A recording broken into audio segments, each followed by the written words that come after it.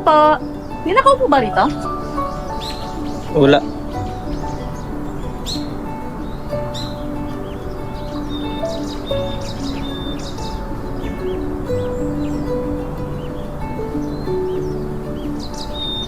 So, mahilig ka pala sa mystery, no?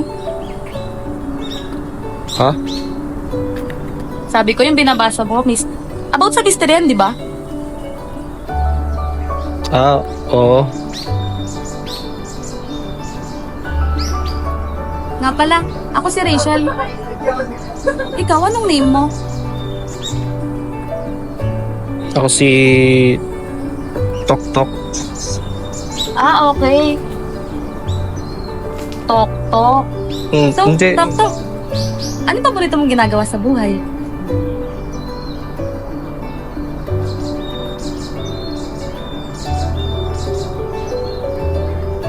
Gusto mo makita yung mga drawings ko? Tingnan mo. Mahilig kasi akong mag-sketch. Baka lang interesado ka. Ayaw mo? Tapon ko to.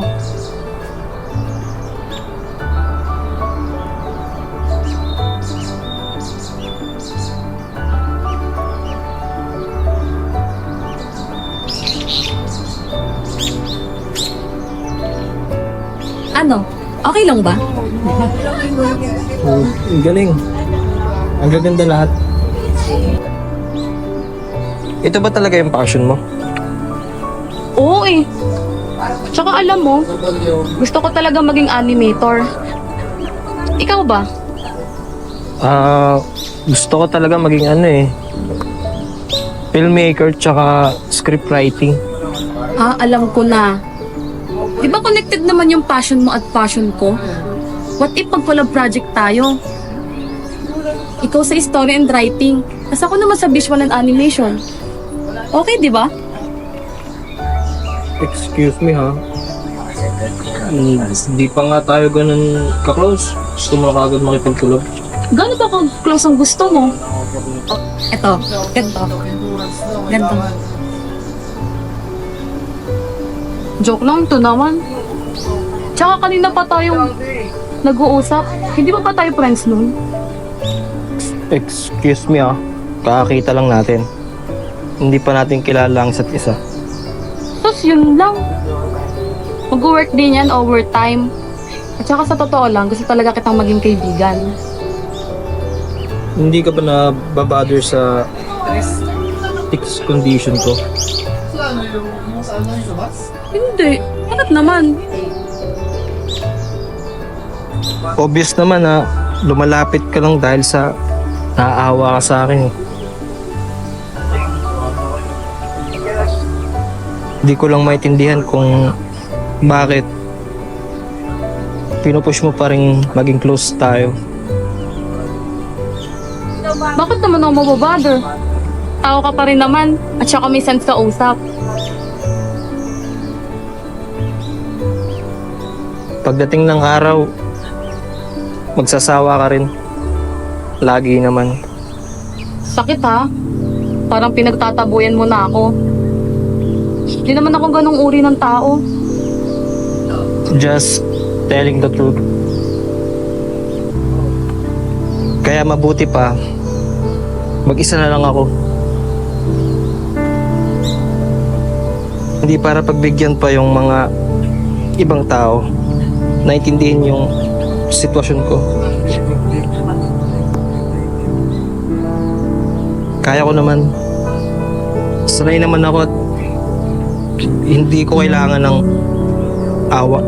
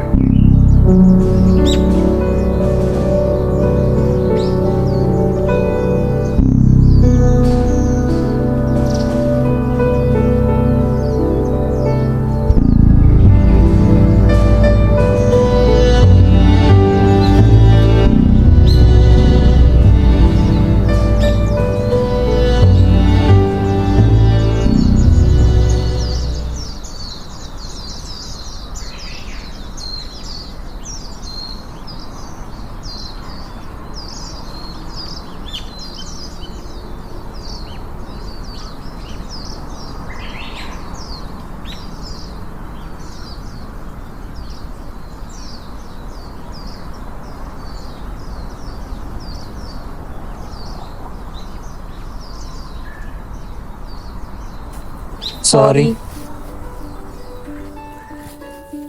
Hindi dapat kita ginudge agad. Sorry kung minasama ko yung intentions mo. Sana mapatawad mo pa ako. Alam mo, gusto ko nga rin mag-sorry sa'yo eh. Kasi hindi kita makita kahapon. Kasi akala ko ayaw mo na ako makita ever eh. So, okay na tayo. Oo naman. So, interested ka pa rin ba sa project na sinasabi mo? Oo naman. Ginadji pa rin ako. Sana mangyari siya in the future. Yes.